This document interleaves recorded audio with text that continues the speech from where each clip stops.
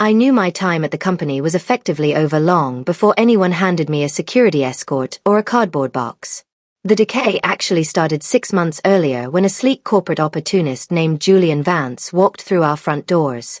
He wore tailored designer clothes, flashed an artificial smile, and treated our cutting-edge laboratory like a personal playground built solely to inflate his own ego and line his pockets. My name is Paige, and I am not the type of person who chases social media clout or speaks at trendy tech conferences. I am the lead engineer who spent 5 grueling years hunkered down in a quiet office with noise-canceling headphones, pouring my soul into lines of complex code. I single-handedly built our diagnostic platform, a revolutionary system capable of detecting rare cellular anomalies with absolute precision long before a patient shows symptoms. The key detail our new chief executive failed to grasp was that I never actually surrendered ownership of my core invention. Years ago, I structured a strict licensing agreement that allowed the firm to use my software engine without owning the underlying technology. They were simply renting the machinery.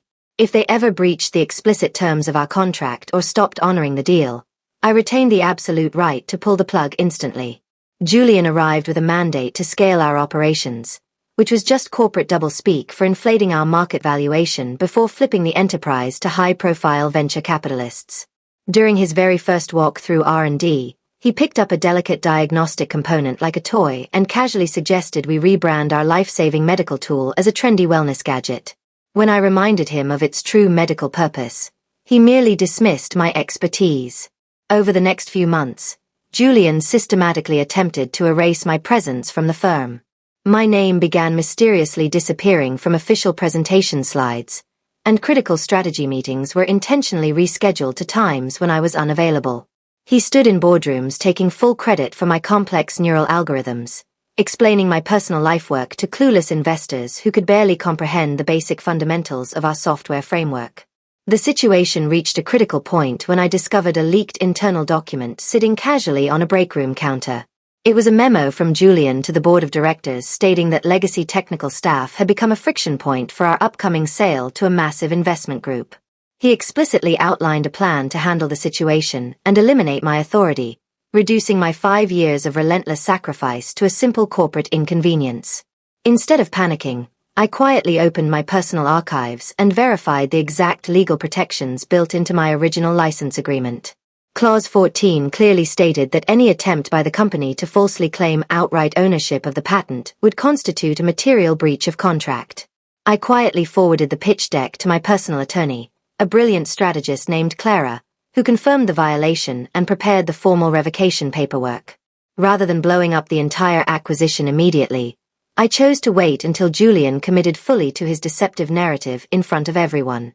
Over the following week, Julian celebrated every minor legal milestone by ringing a massive brass gong in the center of the office. He assumed my silence signaled total defeat, completely unaware that a seasoned programmer uses quiet moments to compile the final code before executing a major system override. Late on a Thursday afternoon, Julian called me into his glass office overlooking the skyline to deliver his ultimatum. He offered me an insulting severance package in exchange for signing over my residual intellectual property rights, threatening to fire me for cause if I refused to cooperate. I calmly walked out of his office without arguing, spending the rest of the evening in the quiet warmth of the server room watching the status lights. The entire staff gathered in the main conference room the next morning for an all-hands meeting regarding the pending merger. Julian stood at the front of the room alongside the board members, boasting about trimming unnecessary operational fat to secure our financial future. He then turned directly toward me, publicly terminating my employment in front of 50 colleagues while falsely claiming that my proprietary patent was full corporate property. I offered no dramatic outburst as security guards stepped forward to escort me toward the exit.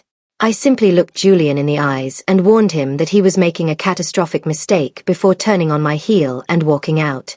The moment the elevator doors closed, I messaged Clara to execute the formal revocation notice, giving the company an uncompromising 24-hour deadline to completely cease using my core diagnostic algorithms.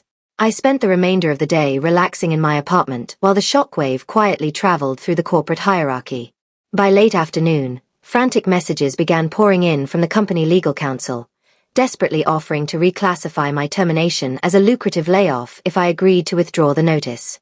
I politely refused their offers, knowing that Julian had backed himself into a corner from which no amount of corporate spin could save him. The following morning, I received a call from the lead legal counsel representing the acquiring investment firm, a sharp attorney named Arthur Vance. He sought to clarify the precise ownership status of our diagnostic platform after reviewing my attorney documentation. I explained that the company had no legal right to sell software they did not own, making it clear that without my primary algorithm, their multimillion-dollar acquisition was entirely worthless. Back at headquarters, absolute chaos erupted as representatives from the investment firm arrived to confront the board of directors. During a tense standoff in the glass conference room, Arthur presented the formal revocation documents, informing everyone that operating the system without a valid license constituted immediate patent infringement. The board turned on Julian instantly, realizing his reckless arrogance had just destroyed a $500 million acquisition and exposed the firm to massive liability. With their entire business model collapsing in real time, the board held an emergency session and immediately stripped Julian of his executive power. Security guards promptly removed him from the premises, mirroring the exact public humiliation he had orchestrated for me just 24 hours earlier. Soon after, board members began desperately emailing me, offering a seat on the board and a massive signing bonus if I agreed to restore the platform license.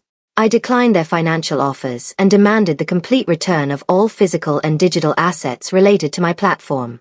Facing total financial ruin and a mass exodus of their remaining technical team, the board ultimately surrendered and signed a comprehensive asset transfer agreement.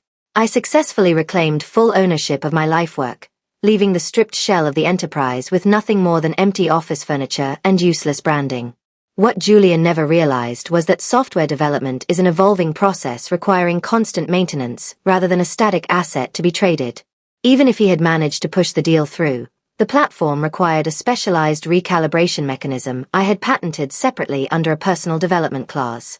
Without my continuous updates and direct oversight, the entire diagnostic system was destined to degrade rapidly, rendering the acquisition completely useless over time. A few days later, I returned to the abandoned office one final time to retrieve my personal belongings from my desk. I glanced through the glass partition of the main conference room and saw Julian quietly packing his remaining personal items under supervision. He looked broken and defeated, stripped of the glossy corporate facade that had once defined his entire identity, while I stood outside possessing total control over my professional destiny. I walked out into the bright afternoon sunlight with my tech team already preparing to migrate our infrastructure to a fresh server instance. We were ready to rebuild the platform on our own terms, completely free from corporate manipulators who value style over genuine substance. Real authority does not come from loud titles or expensive suits, but from holding the fundamental keys to the systems you build and defending your work with relentless precision.